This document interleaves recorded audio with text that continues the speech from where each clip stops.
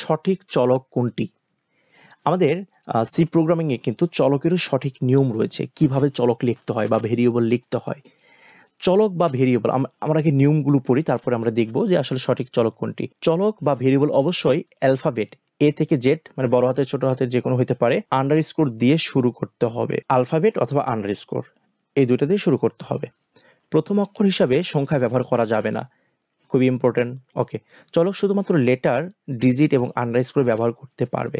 তাহলে চলক শুধুমাত্র লেটার, ডিজিট, আন্ডারস্কোর ব্যবহার করতে পারবে। তাহলে এটা একটা, কোনো special character plus minus into গুণ এগুলো থাকতে পারবে না।